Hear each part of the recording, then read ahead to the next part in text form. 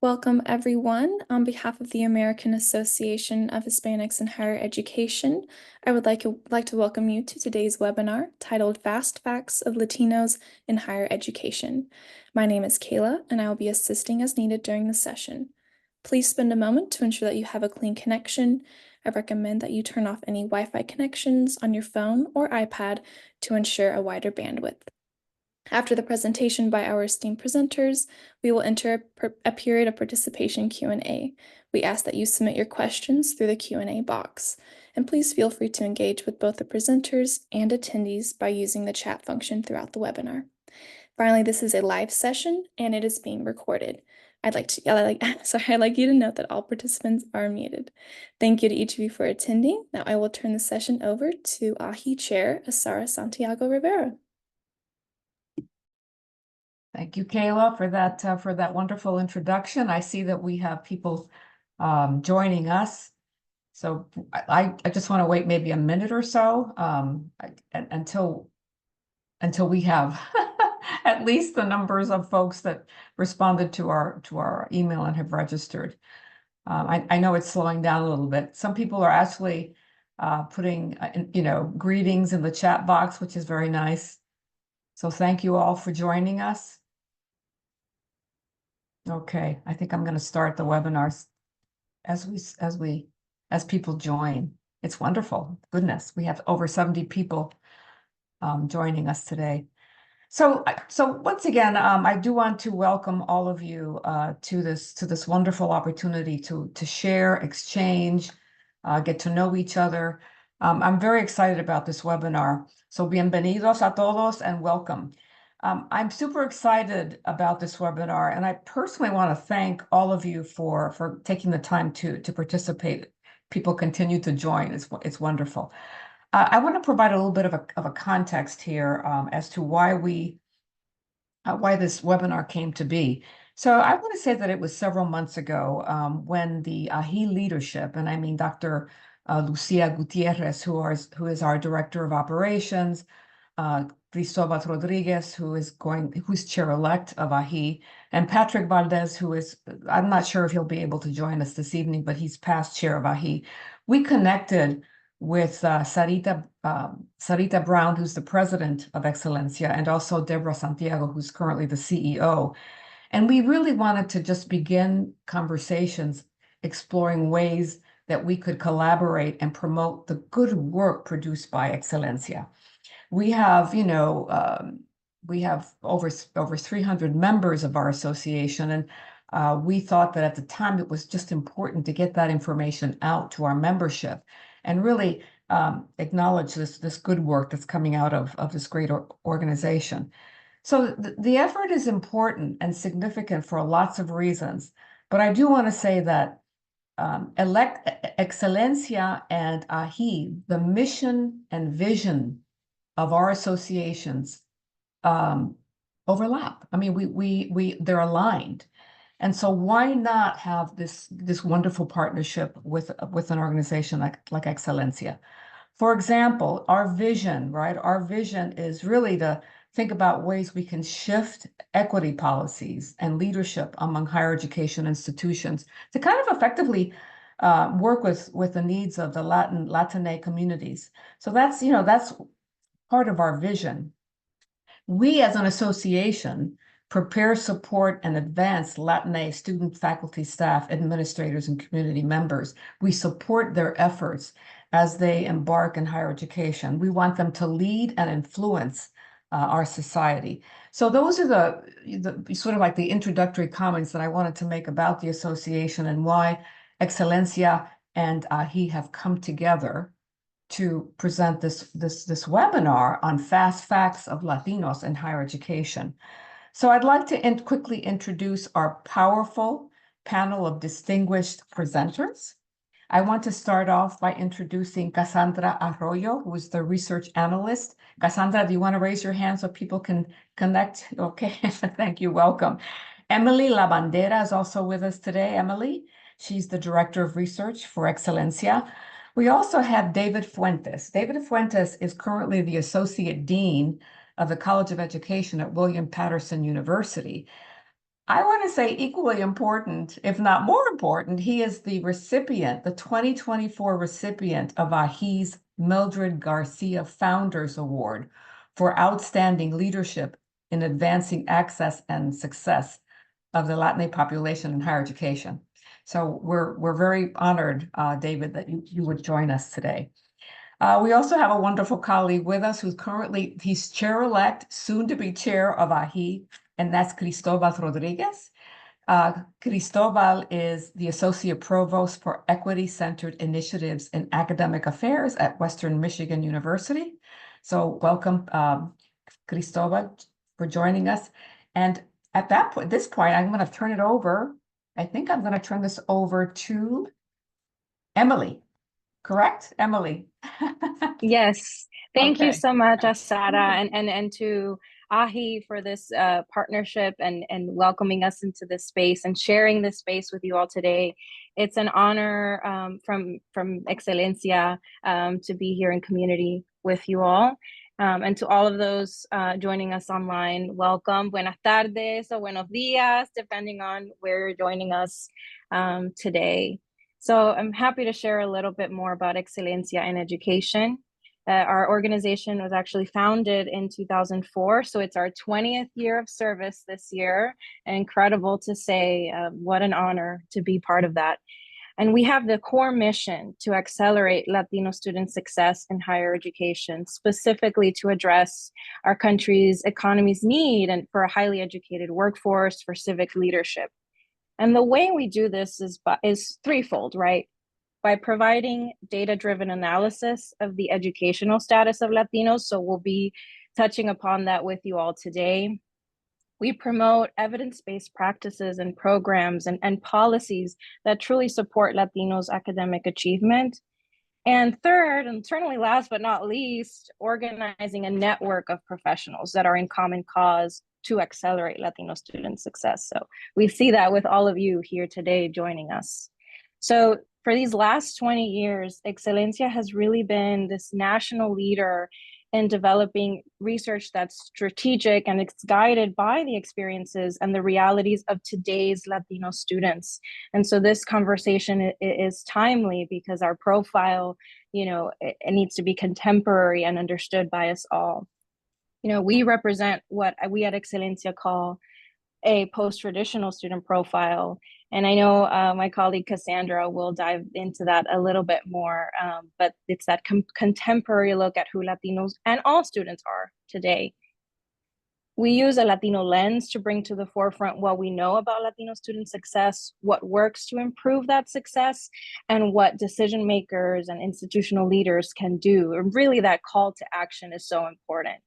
We know that Latinos are a large and fast-growing population. We're also a very young population. So the future college-going population really looks like us and those of us in this room. Excelencia centers its work on this simple fact that the future of our country will thrive by implementing tactical plans, policies, using the data, right? Data are the language of decision makers, to see what really is intentionally serving Latino students, and what will serve Latino students will serve all students across the country. So that's a bit about Excelencia for those of you that might know us a little bit or maybe have followed our journey over the years. But specific, foundational to the conversation today is our latest release. So what you're seeing here on the screen of our publication, Latinos in Higher Education, 2024 compilation of fast facts. This latest analysis is a compilation of fact sheets that provides a detailed look at who Latino students are, but also the institutions where they choose to enroll, where they're graduating from. And this is all to inform policy and mobilize action, right? Not just for information's sake. And for these last 20 years, Excelencia has led the way through innovative, collaborative efforts to accelerate Latino student success. And these fact sheets included in this compilation illustrate the efforts, these efforts specifically, and inform Excelencia's core policy priorities, which are in 4 areas: affordability, institutional capacity, retention and transfer, and workforce preparation. And my colleague Cassandra will cover a bit more of that, but just wanted to set the stage with what our focus is leveraging these fact sheets, it's important. It's a core mechanism informing these policy priorities and understanding who our students are, who the institutions are that are serving them, and who they're intending to serve and how. And we continue to leverage this information at a federal level for scale, for policymakers, for institutional leaders.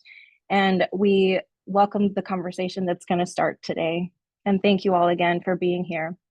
So with that, sort of setting the stage, I'd like to turn over to my colleague Cassandra, who is one of the lead researchers on this effort, and a special shout out that I think our research team is listening in, particularly Lily Guayanzola, who was also a key member of this analysis and effort.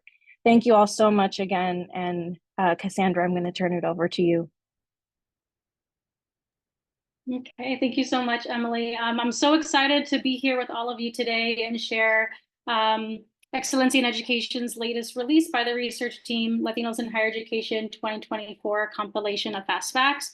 And as Emily already mentioned, the compilation really serves as a tool for all of you to get a good understanding of the current and evolving profile of Latino students and the institutions that they're choosing to enroll in order to inform and compel action.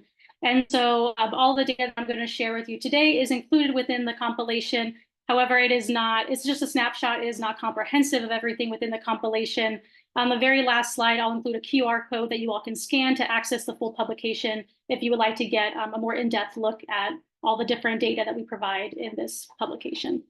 And so without further ado, I'll provide a quick overview of some of the key takeaways of Latino students and the institutions that serve them. And so just to start off, the data within the compilation show that Latinos are more likely to be the first in their family to attend college compared to other racial groups. We also show from the data that Latinos are more likely to receive federal grants to finance their education and are less likely to take out student loans to pay for college. And we also show that Latinos are have the highest labor force participation rate compared to all other racial groups. However, they are overrepresented in occupations with lower salaries. And so the institutions that Latino students are choosing to enroll in, as well as the institutions that are best positioned or uniquely positioned to serve our nation's Latino students. These institutions are predominantly Hispanic serving institutions, or HSIs. They educate the majority of Latinos in the nation, while representing a very small segment of post-secondary institutions as a whole. They're also Seal of Excelencia certified institutions, graduating Latinos at a higher rate than institutions nationally. And the Seal of Excelencia is a national certification for institutions that strive to go beyond just enrollment in order to intentionally serve Latino students. And so now to provide some of the data that goes behind these key takeaways. So the first key takeaway was Latinos are more likely to be first-generation college students compared to other groups. And so we see here that about half of Latino students are the first in their family to attend college. And this is compared to African-American students, which are 38% are the first in their family to attend college, 31% of all students looking at students overall, 30% of Asian students, and 22% of white students. Also, the compilation, Latinos are more likely to take out federal grants rather than federal loans. And so about half of Latino students, 47%, use grants to help finance their college education, whereas less than a third of Latino students take out loans in order to finance their education. We also see here that 4% leverage federal work study and 20% use other types of federal aid in order to afford their education. And then the final fact in terms of just looking at the evolving profile of Latino students that we're sharing today, we see that Latinos have higher labor force participation rate, but again are overrepresented in occupations with lower paying salary. And so 2/3 of Latinos are represented in the labor force. However, 34% of Latinos that are employed are in occupations with lower paying salaries. And so in this visual, I know there's a lot going on here, but that dividing line in the middle separates occupations with lower paying salaries to occupations on the right-hand side that are higher paying. And we see that 34% of Latinos are concentrated in occupations such as farming, construction and maintenance, production, transportation, and material moving. And you look across on that same left-hand side at African-American, white, Asian students, and you see that Latinos, although they are, participating in the workforce, they're again concentrated in occupations with lower paying salaries. So now kind of switching gears to the institutions that Latino students enroll in, again, those institutions that are most uniquely positioned to serve Latino students, we see that the number of Hispanic serving institutions have more than tripled in the last 29 years. And so on this graphic, it's the red line that are HSIs.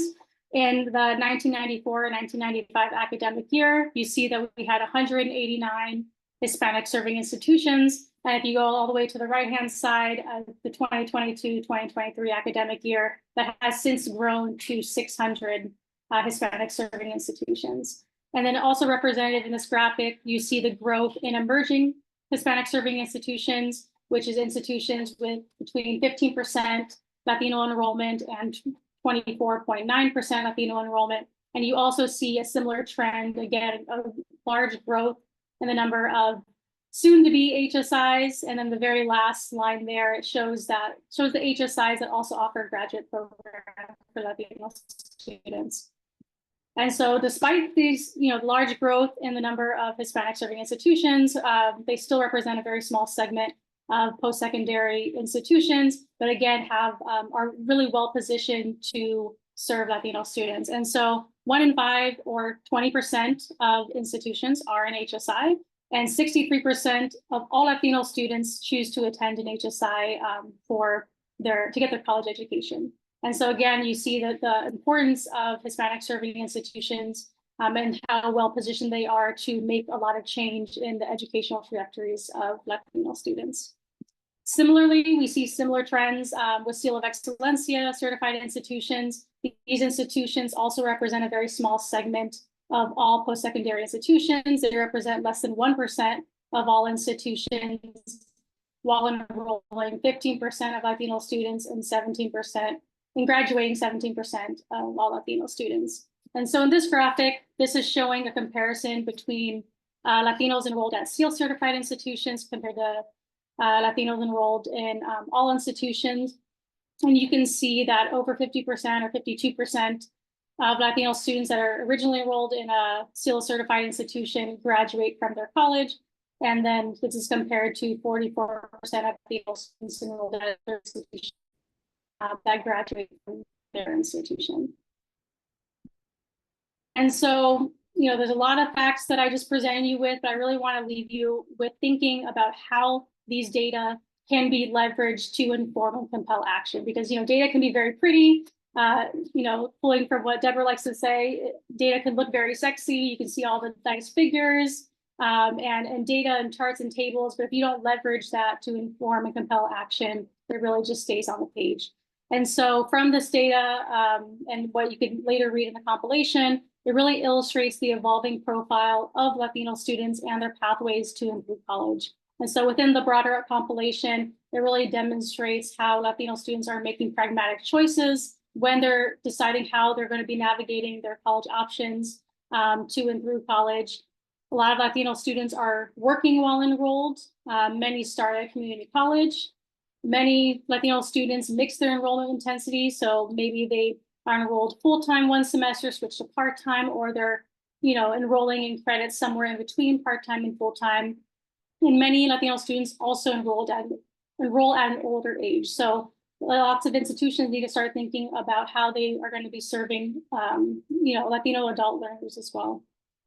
These data also inform institutional action and public policy, and it does this by compelling institutions to more intentionally serve their Latino students and thinking about who their Latino students are. It also offers evidence to state and federal policymakers of how Latino students are well positioned to shape our global economy as they're thinking about different forms of legislation that they're thinking about implementing and so on and so forth. And so if you would like to learn more from our latest analysis, the QR code will link straight to the publication. And of course, you follow us on social media if you want to stay up to date with Excelencia's later, the upcoming releases. We have that here as well.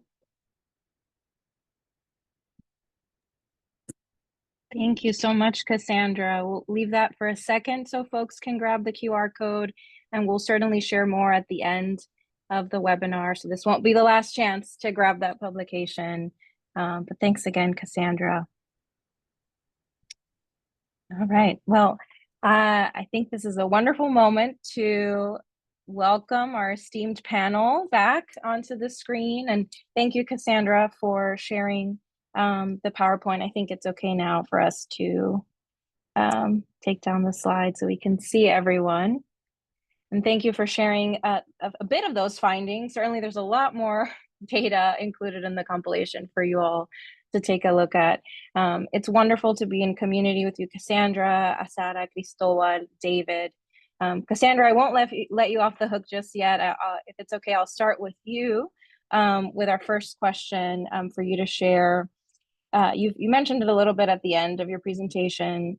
How can policymakers and practitioners leverage this compilation and the data and the good work in here to inform their work and help advance Latino student success?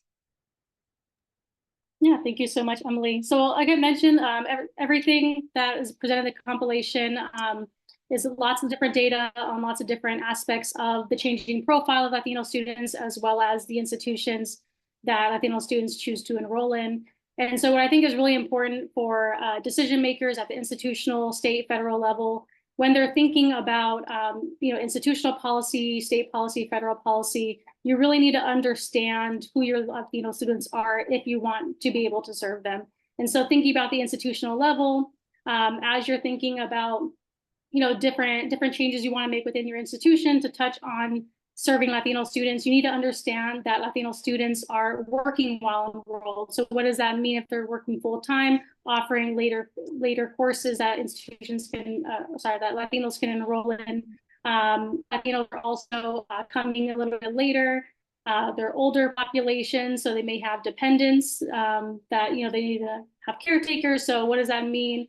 Maybe opening up different types of daycare options for Latinos to be able to bring their children to campuses or be able to bring them into the classroom. So really thinking about how can I meet the needs of the current Latino population. And in the compilation, we do use publicly available national data sets. So the other important thing, especially at the institutional level, is that to understand that the compilation is very much a starting ground. So it's not that you look at the data that we provide, like, oh, this is exactly who my Latino students are. It's providing the foundation to start to think about, okay, Latinos across the nation, they're adult learners, they're working while enrolled, maybe they're not enrolling full time, but also paying a lot of attention to your own institution and what the demographic makeup of your Latino students look like within your own institution to better be able to intentionally serve them.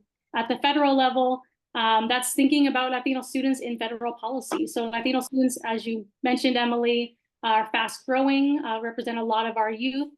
And so Latino students will continue to make up a large proportion of our college going population. So when you're thinking about federal policy, thinking about federal grants, federal loans, everything that's happening with the FAFSA right now, Latino students really do depend on federal aid to, be able to make pragmatic choices about where they're going to college. So those types of information is really important for Latinos to be able to get early on, and implementing more efficient ways for Latino students to be able to get this information, to be able to make their choices. Another thing that can and should be happening both the state level and the federal level.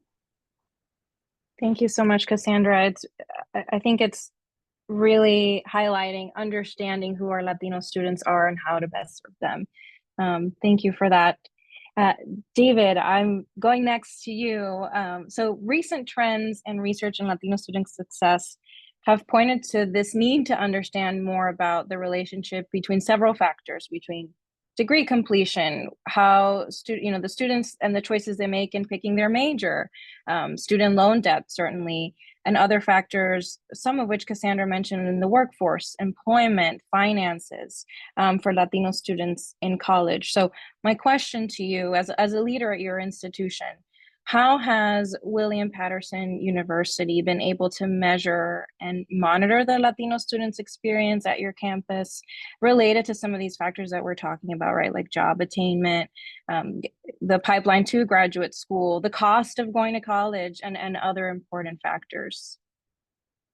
Thank you very much for the question. It's a great question. And I guess I'll begin by sharing that our perspective philosophically is that the outcome of any system is a product of its design. And if you want to change the outcomes, you need to change the design. And so that's our point of entrance into this conversation is, we know that higher education is really being looked at very closely by an increasingly conservative and sort of discerning student. And we reinvest our efforts in understanding different metrics. How do we know when what we're doing works for our student population? And as we think about Latino students on our campus, they represent about 37% of our HSI. We are aware that degree attainment corresponds to income.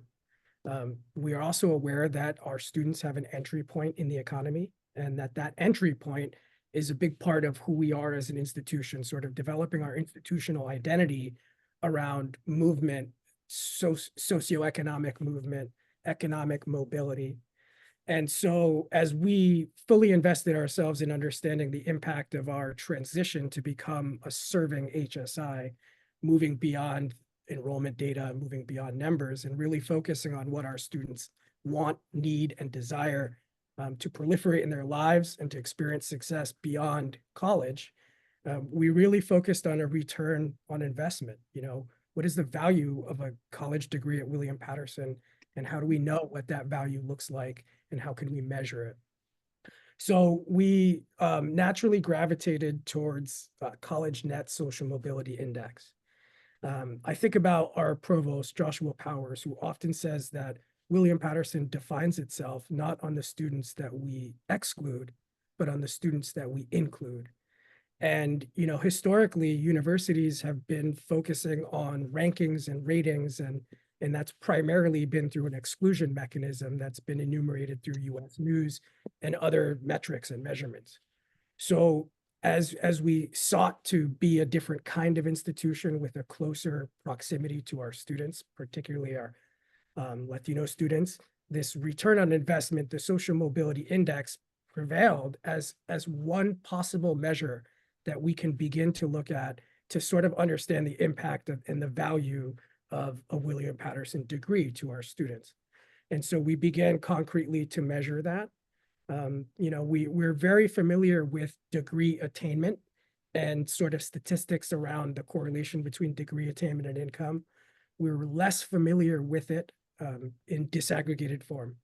So this particular report that was just released is very significant in that regard, that it illustrates for us some of these dynamic measurements that we've been thinking about and looking at. So we're measuring our impact on student success a little bit differently. Obviously, we're very interested in retention. We're very interested in the number of students that we enter into our colleges, but we're also very interested in when they exit, what is the impact in terms of their economic mobility. And, I think a lot about aspects of the report. We have a population that we're thinking about who has aversion to loans, has very particular pragmatic issues like impediments with transportation. And so we begin to target these impediments as opportunities to reframe our institution, to create structural change and measure the outcomes. We're always asking ourselves, how do we know that the changes that we're making are successful for our Latino students? And one of the ways that we know that is by measuring their job attainment and their salaries in their first year right out of college. So when we hold that up against the number that represents socioeconomic movement entering, that gives us a couple of data points to begin to look at. I will point out that, social mobility index, while it is interesting for us to think about, especially in contrast to historically the ways that we've measured ourselves in higher ed, there are some significant limitations and some pros and some cons. Ultimately, we want to provide an education that allows our students to invest themselves more fully in society, in a pluralistic society, and to engage in the kinds of things that they view themselves as being efficacious towards. And salary is one aspect of that.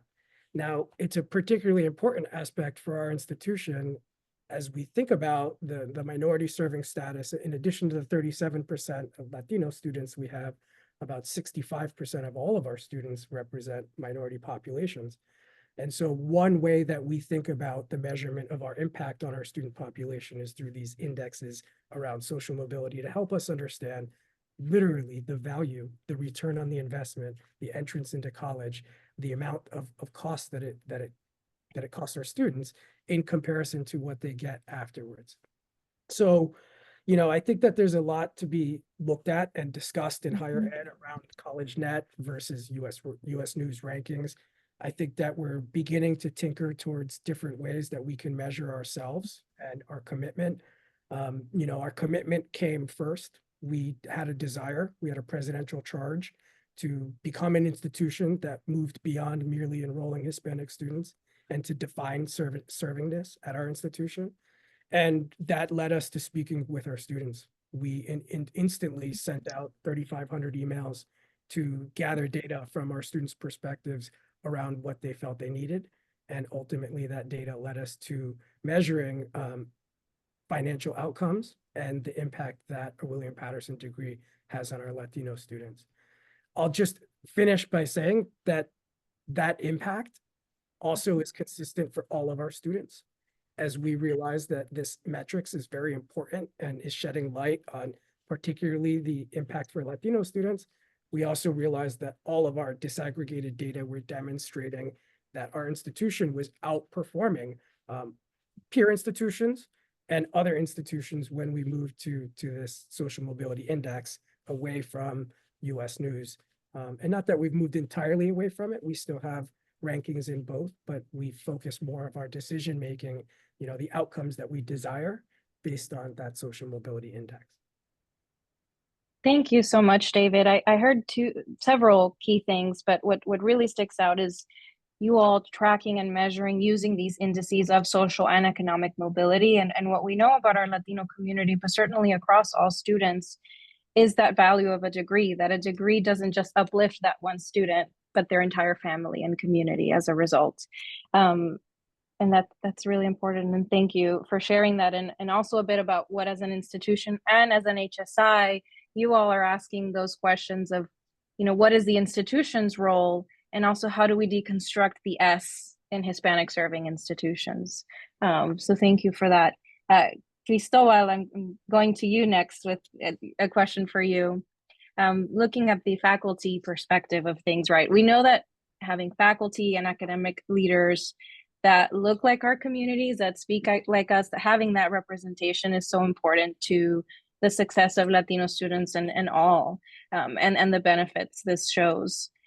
We see this reflected in the graduate fellows at AAHHE and faculty fellows, and the legacy of AAHHE as well. Could you share with us what institutional partnerships or initiatives can help us enhance and grow and invest in this commitment for Latino student success? Yeah, one of these conversations of critically moving the ball when it comes to the pipeline, right? And we talk about the pipeline often, typically only talk about the K through 16, but I mean, the P through 20 concept, and then beyond is thinking about the importance of having faculty representation, having academic leaders that look like us and speak like us, not just clearly a benefit to our community, but it's a benefit to all students, period. So as we think about how partnerships look like and strategically moving the ball, I think it's definitely aligning the data. I want to highlight some of the data that came from the report that while there's definitely good work on servingness when it comes to looking at the enrollment at the baccalaureate level, you see a lot of HSIs who then fail when it comes to the graduate level enrollment. And so quickly that drops from putting, say, Florida International University in the spotlight, but at the same time giving kudos. as an institution at the baccalaureate level, fantastic, right? You clearly see they have a huge impact at the baccalaureate when they're graduating huge numbers. The number one producer of degrees at that level, with 67% of their degrees are Latino, Latinx students, and that totals around 8,700 from the report. But then that drops quickly at the doctoral level to a level where, let me see where I lost it here, where it's 26% of their graduates. Now, where they make it up, I got to give credit the professional studies level. Who our doctors are, who our lawyers are, who our dentists are matters, right? So that's part of addressing health inequities as well, or health disparities. But the partnerships conversation means that when you look at the impact of private and public funding, you see more private representation when it comes to graduate levels, as well as funding opportunities. And that's where I believe there's a relationship with how loan aversion our community can be, and what that means for having to depend on loans for graduate studies. And for me, it's thinking, how do we partner strategically so that on one end, we're providing more resources and investment for graduate and professional studies education funding. That's one level of it. But also another level, as we talk about similarly historically around college readiness, and even thinking and approaching it as a culture, so too we need to think about partnerships that then create graduate studies and professional studies going culture and efforts that are starting to plant those seeds of how to not only go through your baccalaureate studies and preparing for graduate professional studies intentionally, but also partnering in a way that produces support now and opportunities for greater funding opportunities as well to start having that. As a good example of some of that, we got to give credit to Gates' Millennial Scholars Program, which unfortunately is no longer. But that I have met and worked with a number of colleagues who have come through that pipeline. And because of that complete funding from baccalaureate to master's to graduate and professional degrees, it's produced a great number of scholars and leaders that we see out in our communities because of that funding mechanism. Now, how do we then partner strategically to continue to grow? Giving kudos to organizations like United Negro College Fund, who have been advancing some of that initiative, specifically in growing the pipeline for the Black community. I think it's also looking at us and thinking, how do we additionally partner across organizations like us, and then also foster what does that look like for particularly graduate and doctoral level studies and enhancing that. At the same time, it's building that awareness. We've not talked enough about, even though we've had the greatest growth compared to all groups, we're still at half the rate when you just compare baccalaureate level undergraduate rate to graduate and professional studies rate, that we're still at half or less the rate compared to other groups. So if we stay on track for the growth we're having, we'll get there eventually. But we still need to have one that raising the understanding and awareness for. With my work with the Commission for Educational Equity, Excellence, and Economic Opportunity for Hispanics at the White House, we've been trying to do that exactly. On one end, raise the awareness. On two, incentivize the partnerships strategically as well. And that means typically we're looking at not just higher education partners, but looking at private sector organizations and corporations to come into part of that conversation, like what Gates has done as well. And then also then incentivize that together in a way that will foster a greater investment in, again, creating a graduate studies going culture, intentionally for our communities and growing that, because we need, again, doctors, lawyers, professors, academic leaders, school leaders that look like and speak like the communities we serve. We know it has a huge impact on the equity conversation. So we have some work to do in that regard, clearly. Giving kudos to some institutions, I recognize that, from my hometown, UT El Paso, UTEP, that they got some great numbers when it comes to the number of doctoral graduates that they're producing. And it's not enough, right? So there's some great examples that have been able to move the needle.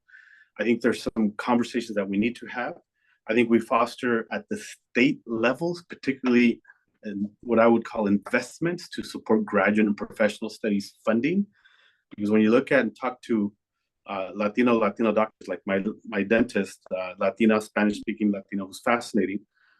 And asking her, well, what did it cost to go to dental school? mean, you're talking about $400,000 plus. That is a lot of loan money that she had to go through to get to that point. And so there's a relationship of how we do this intention, but her voice and the work and what she does for our community is critically important. And she can't be one of 500. I'm not making that up. When you go down the list through your insurance company, and because that's the what I would say extreme disparity of health disparities and the relationship there. So we have some work to do, but there's some things that we can move towards too. I think there's some efforts that we need to collaborate with. There's some partnerships that we need to look at intentionally. There's hope, and I think we're trying to definitely move in that direction. But we only put in as an organization with our graduate and faculty fellows, it's only a drop in the bucket, but we know it makes a difference. As we know, time after time, our fellows are becoming presidents, they're becoming deans, they're becoming academic leaders and scholars contributing to the knowledge base in powerful ways. So these things are critically important. We just need to keep growing them. Absolutely, Cristobal. Thank you for that. And it's those exact folks that are that positive feedback loop that then feedback in a sense of mentorship, peer-to-peer, and with other fellows. So definitely hear your points on that, and thank you. Asada, I turn to you now with a maybe perspective from AAHHE. How can AAHHE assist in leveraging this compilation, these important data and information here with your institutional members in addressing some of the needs we've talked about of our Latino students today? Well, thank you for the question, for sure. And as I'm hearing David and Cristobal, I find that there is a connection, a thread. See, one of the things I want to just take Cristobal's last comment about finding ways to incentivize potential investors, partners, right? They need data. And so this is where AAHHE is so critical, because AAHHE has the data.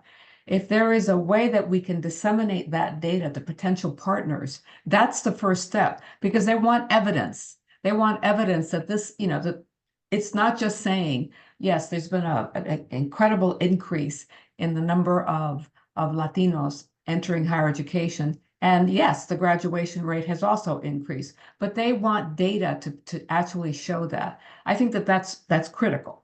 And so that's my first sort of response to Cristobal's observations. The other thing that really strikes me as important is that here we have an organization consisting of institutional members, individual members, and we also have some partners that are also members of the association. The fact that we have such a variety of institutions, just to say that are part of the AAHHE family, I call it the AAHHE family. We as an organization should also be disseminating information to them, disseminating the work that Excelencia, all of the, we could send them the report, for example, directly to these member associations, with the goal of saying, look, this data, these data that are here, that are being compiled by this association is valid data. It's sophisticated data. This is data they can use, to leverage resources, and that they can use this information also to, at the state level, also consider using this information for policy initiatives. So I think that's where we as an association can support not only the work that you're doing, but also disseminate. We have a membership drive every year. Lucia, can chime in here. We have new members, new institutional members on board every year. So this is, once again, it's a reciprocal relationship. They become members of our association. We can also give them information that would be of value to them. So I'm not sure I answered your question, but that's a start. You did, Asada. Thank you so much. I do recognize we've asked audience to submit any questions, and I think we might have a couple, but before we turn to those, I do want to give all panelists here today and a chance to maybe share from the data perspective, the perspective of the work at your institutions, or through AAHHE and the membership base that you have, the magic wand question, if you will. If you could share one thing for our audience today, a major takeaway, what would that be? And maybe I'll go backwards this time. Asada, start with you and maybe give you a second to pull that together. One of the major takeaways Yes. is we need to keep the conversation going, for sure. Not only do we have to keep the conversation going, but we also need to recognize that there's a lot of work that still needs to be done. We've made lots of progress. Cristobal mentioned that, David has mentioned that, but we really do need to begin to, we just have to continue the good work. And I really believe in collaboration and partnerships. This extends beyond our relationship. We can really expand that to have a broader impact. Thank you, Asada. Cristobal? I cannot agree more with the strategic partnerships. This is one between us and Excelencia. We look forward to continuing and growing such collaborations. Also, hopefully we can bridge across also LULAC and leverage their advocacy arm and work that they definitely provide for HSIs, as well as AAHHE as Association for Hispanic Serving Institution leaders and administrators and staff, that they're doing great work. And so there's good opportunities for us to think as a network of advocates who are all, again, like-minded spirits, advocating for the same causes, but at the same time thinking, how can we be more strategic in moving the needle? I think for one thing that I would love to see is that we grow and enhance the concepts of servingness, that I think there needs to be ways that we are more strategically partnered as well with K-12 schools so that there's more seamless transitions, particularly knowing that when you control for enrollment into AP coursework or academic preparation, Black and Latino students are more likely to go to college than white and Asian students. The issue is K-12 is still plagued by huge inequities. And in the same direction of going to graduate, we should be thinking about, well, how do we use a measure like we do for transfer out with community colleges? We should also look at four-year institutions to look at what is their graduate student enrollment, particularly for Latino, Latina, Latinx, and Latinx students, and what that sending pattern looks like, and how do we grow that intentionally, and how do we use it as a measure, right? Whether it's part of the CO or part of HSI considerations, maybe not to hold it with an accountability way, but how do we strategically grow that number, right? And enhance that number, as it's critically important. So that seamless kind of transition point becomes critically important through partnerships as well. And look forward to how we can continue to, again, move the ball forward. Absolutely. Thank you, Cristobal. And David? Yeah, college is the new high school. I think a lot about what Cristobal just shared, and those inequities seem to be in an ever-looping cycle around income, zip code, access, and issues that are very important to us.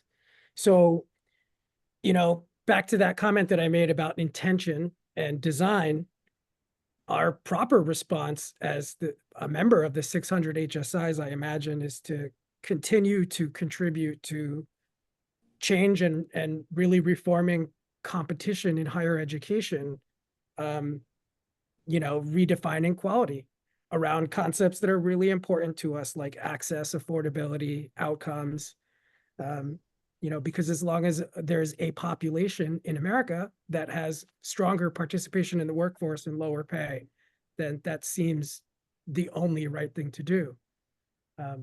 So that's what I would leave as my final thought, that, college is the new high school and we have a lot of work to do, though progress is occurring. Other people's children's lives depend on it. Absolutely. Well, going off of that, I see a salient question in the Q&A box that I'd like to pose either to you, David, or Cristobal, of course, Asada as well. how can we enhance support for Latino graduate students while they're graduate students, while they're in that pipeline? If you could give some examples. Yeah, I mean, there's obviously concepts of enhancing things that we know institutionally, belonging, and what does that mean to create community and spaces that support the pathway. It's important to look at what are our institutions doing to support success and intentionally create communities that are then part of the equation. And that means also investing on, if it's part of the support of making sure they're part of the conversations. We know that from experiences of other funded initiatives, whether it's federally funded programs or grants or sometimes institutional funds themselves, that when you invest in their research development, meaning the extent that they're also part of the opportunity to share their research early on in their development at a conference, also go into spaces where they can begin the relationships with other like-minded spirits, other Latino advocates. I give kudos to one of my, what I call my academic, carnal. We met as doctoral students through AAHHE as graduate fellows in 2007. Before that, we met as graduate scholars for UCEA in 2006. And then we just followed each other along. And now he's full professor at Texas Tech. And we still collaborate. And that kind of support, even not just within our own institutions, but even as we build community across the US and internationally, that also helps with our growth and trajectory to publish together, to work, collaborate, advance research, to work on grants and opportunities. Those things pop up, and pushing the work forward, being collaborative, enhancing the community, and doing so in a way that makes a difference. Absolutely. David or Asada, did you want to add anything to that? David, go ahead. I do have one additional comment to make, but go ahead. I mean, I just think about the important role of visibility and intentionality. When people see that they're invited to take part in something, they're more inclined to do so. And so action-oriented that creates those kinds of venues, I think that's really important. The intentionality part, as I briefly mentioned, I'm at an institution that has a president who doesn't need to have any convincing on intentionality. He's fully aware of the incredible benefit of that. But if I were at a different kind of institution, then all of my effort would be placed towards convincing our cabinet members and our executive leadership around data, around what they need to know. As an HSI, there's an intersection around our ability to maintain ourselves as an institution and dovetailing Latino student success. And I would want to leverage that quite a bit, not only at my institution, but at all HSIs. I believe that currency not only is data what speaks to policymakers, but that broader impact and certainly enrollment is one that I would leverage quite a bit. So if I were at an institution that yet wasn't aware of the incredible benefit of being intentional and inviting Latino students to feel belonging, then I would be placing my effort there. Since I am at an institution where I don't need to do that, then I place my effort into creating programming for the Latino students that can come and feel a sense of success, which I do day in and day out with a team of many, many, many folks. That investment across the campus, definitely. Asada. Yeah, and I'm thinking about a specific example that does make a difference to support Latino students in graduate programs is a department chair that really is intentional about supporting the success of that student, because oftentimes the Latino student is the one and only in a class, or just think about this. We have few graduate students in higher education. When you think about the stats and the number of graduate students and the struggles that they have, financial, we can go on, not feeling that they don't feel like they belong. Also, the one and only in a classroom. I mean, we still see that, even though there has been a significant increase in higher education, Latinos entering higher education.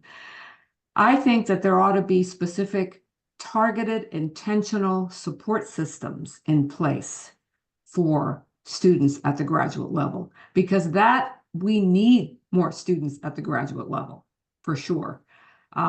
I know of institutions that actually have a buddy system, a coaching system in place for graduate students to help support them along the way. Also, department chairs that also connect with other institutions that have Latino faculty that also serve as mentors. So there are specific ways in which we can increase the support, not just financial, but also support in general to help students, success in graduate school. Thank you so much, Asada, and to all three of you. I'm watching the time, and in the interest of, I do want to pass it back to you, Asada. I know we've gotten more questions, and our I think Kayla and others on our team will make sure to capture these to keep in touch. And just want to reiterate, it's an honor to be here among you to represent Excelencia and share our latest analysis.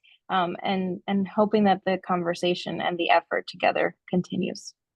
Well, thank you. Thank you for that. And there's so much more to say. There's so much more. This is just the beginning. I think that we ought to continue having these discussions, these opportunities to have this dialogue around Latino success. I'm going to ask Cristobal. I think Cristobal wants to say something. I get the sense that he does. I can tell by the way he puts his hand on his mouth that he has to say something. Well, I was reading the other questions and thinking through them as well as posing that, and that's what I was kind of trying to be critical of, like how, moving forward, what's the big picture takeaway for all of this? I think we mentioned some of those. What does the strategic partnerships and collaborations look like, both at small and big, and for one, thinking back of the number of rich spaces through our graduate fellows program, spending late evenings talking, collaborating, strategically moving, and even just sometimes having those emotional tough moments to share and to build that space of love and collaboration. But at the same time, like thinking of how we are thinking about the whole system, right? There's definitely a relationship of what happens from access to early child education, and we're still talking all the way issues of access all the way to graduate and professional studies, and we're still challenged by issues of access, and to see it as a systemic issue which requires systemic solutions or systemic thinking around how we move the ball forward. I've been saying that a lot lately today for some reason, but the idea is seeing as a whole system and pushing ourselves to say solutions, this kind of issue requires systemic solutions, systemic equity. It's not enough to have an event. It's not enough to just have a space. We have to think about policy. We have to think about big picture policy conversations, investments, really thinking systemically to push it forward, and pushing ourselves in our own institutions to hold them to a greater level accountable to ensuring that they're playing their role and understanding what does it mean to be an HSI at the graduate level or at the professional school level. What does it mean to really be serving as an institution? You're hyping us up at the undergraduate level so you can get some grant money, but you're not doing that at the graduate and professional level. What gives, right? Pushing them to say you have a responsibility, especially as a public institution, to ensure at those levels you're responding to the needs of a community. And having just that presence and say so in any community space or any space at all, whether it's even myself with the commission, that starts to move the discourse, that starts to shake, that starts to move people in ways that need to happen. So thank you, Cristobal. On that note, it is 3:00. Emily, is there anything else that we need to talk about? I think you provided a link to the report. Yes, I will be dropping that in the chat right now. 1 second. That would be the main thing. Here it is. Okay, I shared it with everyone. Okay, thank you. It's been a pleasure having this conversation with the panelists. Thank you so much, Emily and Cassandra, for spending this hour, which has been enriching and informative. And participants, thank you for joining us. We will be in touch. and we hope to see you again. Thank you. Gracias. Let us know how we Thank can serve. you. Reach out to us. That's what we're here for. Thank you. Mil gracias. Bye-bye. Thank you.